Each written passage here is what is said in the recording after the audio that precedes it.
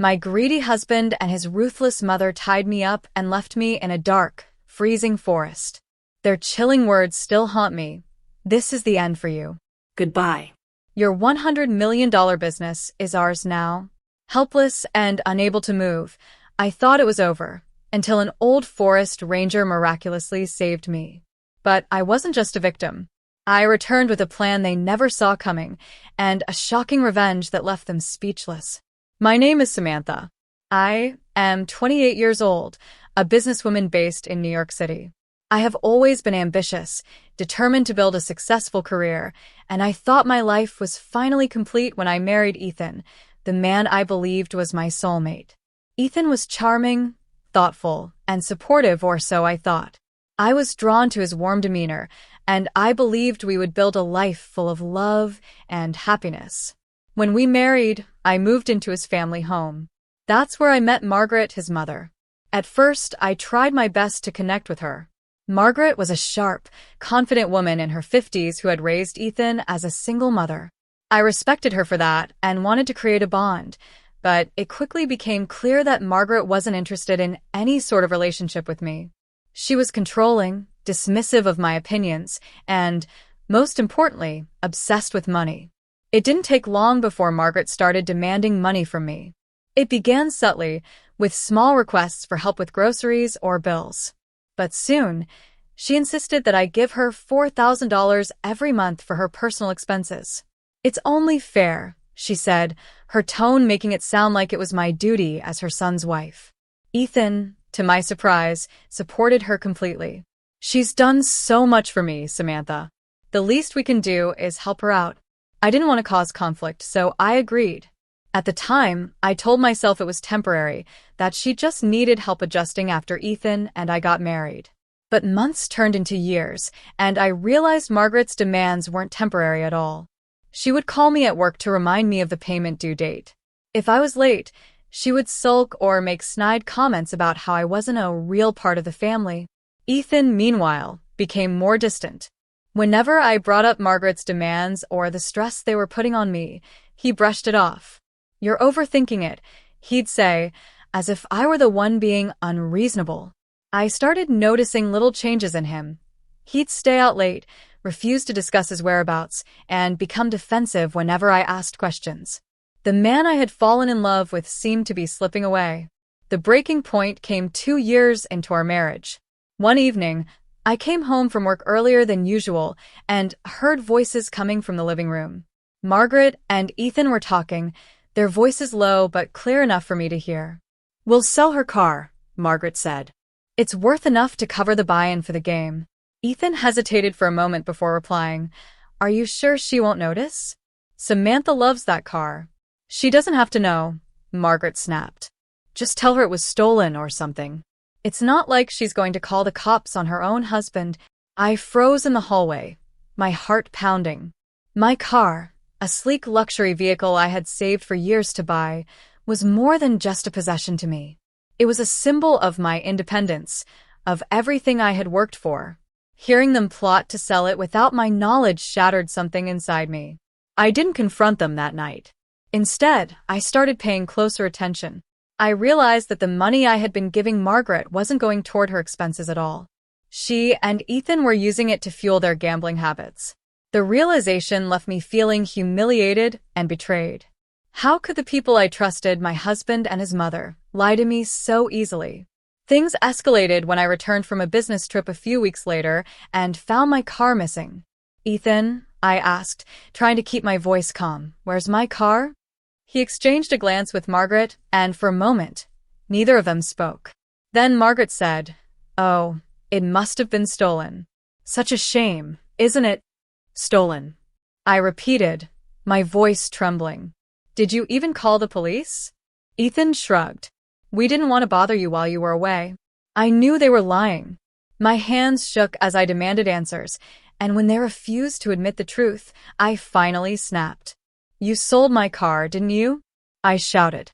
"You're nothing but thieves." Margaret's face twisted with anger. "How dare you speak to us like that?" she spat. "You've been nothing but a burden since the day you moved in." Before I could respond, Ethan grabbed my arm. "That's enough, Samantha. he said, his voice cold and unfamiliar. You need to calm down. But I couldn't. I was furious, hurt, and terrified all at once. The argument escalated until Ethan and Margaret did something I never thought they were capable of. Together, they overpowered me, tied my hands, and forced me into their car. My screams and pleas went unanswered as they drove me deep into the woods. When they finally stopped, they dragged me out and left me there, alone and terrified, before speeding off into the night. I lay on the cold forest floor, my body aching, my mind racing. How had my life come to this? Was this really the man I had married? And Margaret, how could a mother be so cruel? As I stared up at the dark sky, one thought burned in my mind. I would not let this be the end of my story. This betrayal wouldn't destroy me. It would only make me stronger. I lay in that cold, dark forest for what felt like hours. My wrists were raw from the ropes, and my body ached from being thrown out of the car, like I was nothing. My mind was a whirlwind of emotions, fear, anger, and disbelief. How could Ethan and Margaret do this to me? My husband, the man who promised to love and protect me, had left me for dead. I refused to give in to despair. Survival was my only focus. Summoning what strength I had, I managed to loosen the ropes binding my wrists. Once my hands were free, I sat up and scanned my surroundings. The forest was eerily quiet, the only sounds coming from the rustle of leaves and distant animal calls. I had no idea where I was, but I knew I couldn't stay there. After stumbling through the woods for what felt like an eternity, I saw a faint light in the distance. As I got closer, I realized it was coming from a small cabin. Relief washed over me, but I was still cautious. I knocked on the door, my hands trembling, and a man answered. He was tall, in his early 40s, with a rugged appearance that suggested he spent most of his time outdoors. "What happened to you?" he asked, his voice filled with concern. I need help," I said, barely able to get the words out. "They left me in the woods." "Come in," he said immediately, stepping aside to let me enter. "My name's Daniel. I'm a forest ranger. You're safe here." Daniel gave me water and a blanket as I told him what had happened. I didn't go into all the details, just enough for him to understand that my husband and his mother had done this to me. His expression hardened as I spoke. "No one has the right to treat you like that," he said firmly. "You don't deserve this."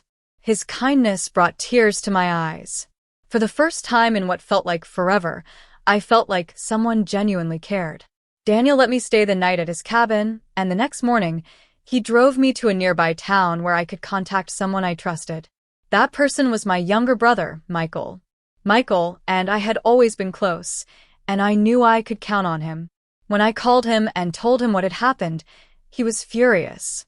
"I'm coming to get you right now," he said, his voice shaking with anger. "Don't worry, Sam.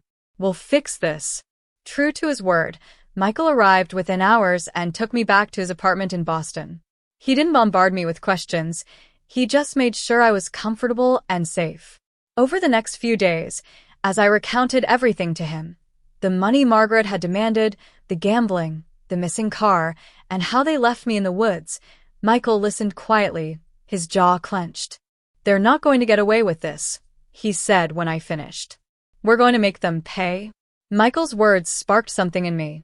For too long, I had let Ethan and Margaret control me, manipulate me, and take advantage of my kindness. But now, with Michael by my side, I felt a renewed sense of strength. It was time to take back my life. Michael and I started by hiring a private investigator. We needed proof, solid, undeniable evidence of Ethan and Margaret's crimes. The investigator worked quickly, uncovering financial records that showed where my money had gone. It was all there, thousands of dollars spent on gambling, with no trace of the so-called expenses Margaret had claimed. The investigator also found video footage of Ethan and Margaret at various casinos, laughing and drinking as they squandered my hard-earned money. As the evidence piled up, my anger grew. But I knew we couldn't act impulsively. Michael reminded me to be patient, that we needed to have everything in place before confronting them. While the investigator worked, I decided to take matters into my own hands as well. I reached out to people who knew Ethan and Margaret, neighbors, acquaintances, even a few of Ethan's colleagues. Some of them had witnessed their gambling habits firsthand, but had never thought to intervene.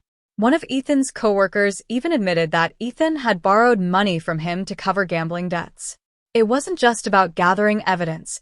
It was about building a case strong enough to ensure they couldn't worm their way out of it. I wasn't going to leave any stone unturned.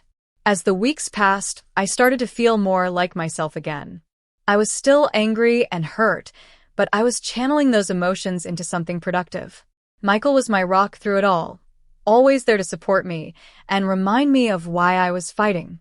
"You deserve better than this, Sam," he would say. "And you're going to get it." The final piece of the puzzle came when the investigator uncovered the sale of my car. The documentation showed that Ethan had signed the paperwork, with Margaret listed as a witness. They had sold it to a private buyer for a fraction of its value, just to get quick cash for a poker game. When I saw the proof, I felt a mix of rage and satisfaction. They had lied to my face, stolen from me, and left me for dead. But now, I had everything I needed to bring them down. It was time to take the next step. Michael and I compiled all the evidence and contacted the police. When we handed over the files, the officer reviewing the case looked stunned. "This is serious," he said. "We'll start the investigation immediately." As we left the station, I felt a sense of relief. For the first time in months, I felt like justice was within reach. But I also knew this was just the beginning. Ethan and Margaret had underestimated me, but they were about to learn that I wasn't someone they could betray and walk away from. The day Michael and I filed the police report marked the beginning of a new chapter in my fight. It wasn't just about what Ethan and Margaret had done to me. It was about standing up for myself, reclaiming my dignity, and ensuring they were held accountable. But even with the police now involved, I knew I had to stay strong and see this through. Over the next few weeks, the police conducted their investigation. They reviewed the evidence we had provided, the financial records, the videos of Ethan and Margaret gambling, and the documents proving the sale of my car. They also interviewed people who had witnessed their behavior. Each piece of evidence added weight to the case, making it harder for Ethan and Margaret to deny their actions. One morning, I got a call from the lead detective handling my case. "Samantha," he said, "we're ready to move forward. We have enough evidence to make arrests." Hearing those words sent a wave of relief through me, but it was mixed with anxiety. I couldn't predict how Ethan and Margaret would react when they realized their game was up. Still, I knew this was the only way to finally free myself from their control. The arrests happened quietly. The police waited until Ethan and Margaret were at home before knocking on their door. I wasn't there to see it, but I later learned that Margaret tried to talk her way out of it, claiming there had been some sort of mistake. Ethan, on the other hand, looked shocked and confused, as if he couldn't believe this was happening. The news of their arrests spread quickly, and I started receiving calls from people who had known them.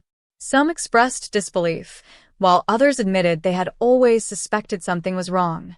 It was strange to hear the sympathy in their voices after everything I had been through, but I appreciated their support nonetheless. Once Ethan and Margaret were in custody, the next step was the trial. Preparing for it was one of the most challenging parts of this journey. My lawyer walked me through the process, explaining what to expect and how to present my side of the story.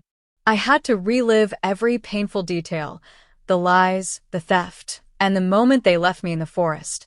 It was emotionally exhausting, but I reminded myself that this was necessary to ensure justice. On the day of the trial, I felt a mix of nerves and determination. I walked into the courtroom with Michael by my side, feeling his reassuring presence. Ethan and Margaret were already there, sitting with their lawyer. Ethan wouldn't look at me, but Margaret's gaze was cold and defiant, as if she still believed she could manipulate her way out of this. The prosecution presented the evidence we had gathered. The financial records were laid out for the court to see, showing how my money had been drained to fund their gambling habits.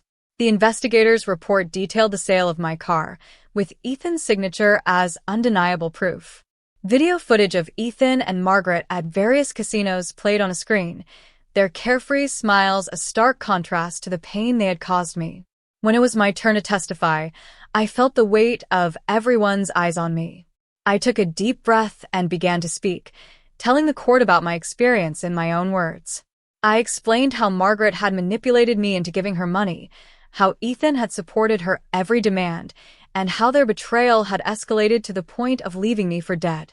I trusted them, I said, my voice steady despite the lump in my throat. I trusted my husband, and I tried to respect his mother.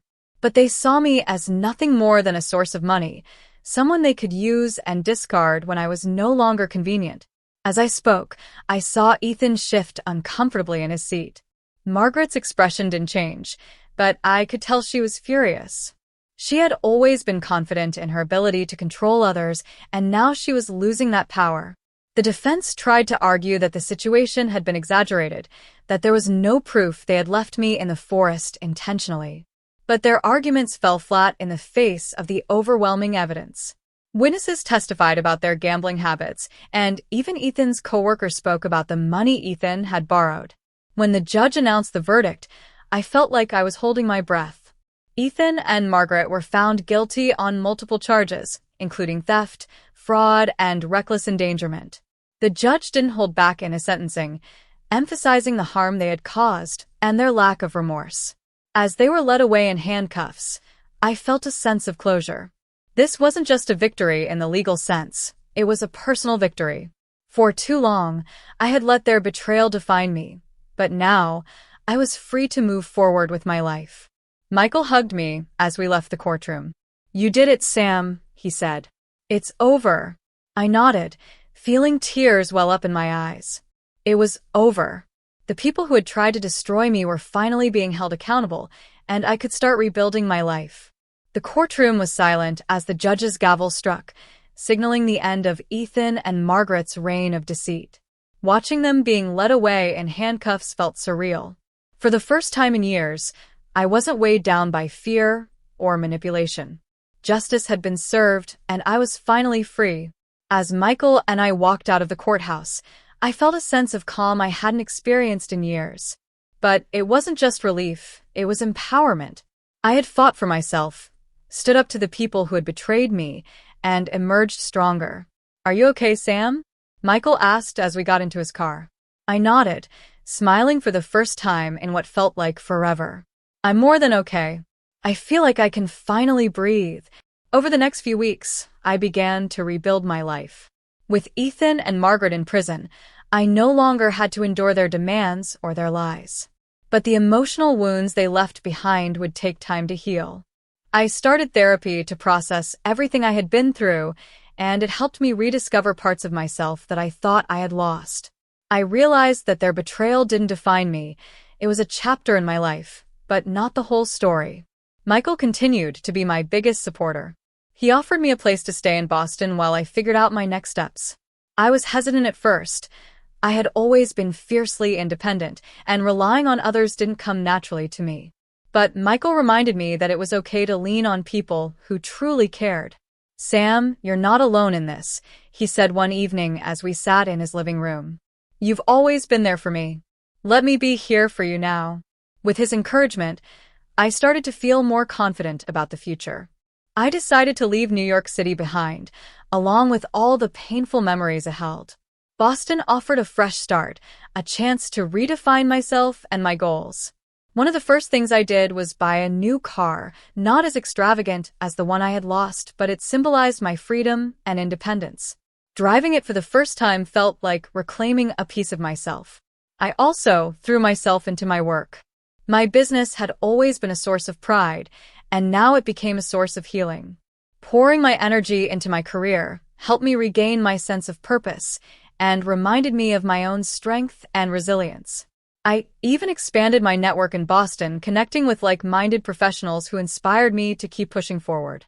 Despite the progress I was making, there were moments when the past still haunted me. Sometimes, I'd wake up in the middle of the night, my heart racing as I relived the moment Ethan and Margaret left me in the forest. But each time, I reminded myself that I was no longer that helpless woman. I had taken control of my life, and I wasn't going to let their actions hold me back. One day, I received a letter from Ethan. It came from the prison where he was serving his sentence. My hands trembled as I opened it, unsure of what to expect. In the letter, Ethan apologized for everything he had done. He claimed that he had been manipulated by Margaret, that he hadn't realized the extent of the harm he was causing. For a moment, I felt a pang of sadness. This was the man I had once loved, the man I had believed in. But as I read his words, I realized that his apology didn't change anything. He had made his choices, and those choices had consequences. I didn't owe him forgiveness. I didn't respond to the letter. Instead, I focused on the life I was building. I joined support groups where I connected with others who had experienced betrayal and toxic relationships. Hearing their stories reminded me that I wasn't alone, and it inspired me to share my own journey. I wanted others to know that they, too, could overcome even the darkest of times. As the months passed, I found myself smiling more often. I started going out with friends, exploring Boston, and rediscovering the joys of life. I even began dating again, cautiously, but with an open heart. I wasn't looking for a fairy tale, just someone who would treat me with the kindness and respect I deserved. One evening, Michael and I were sitting on his balcony, watching the city lights.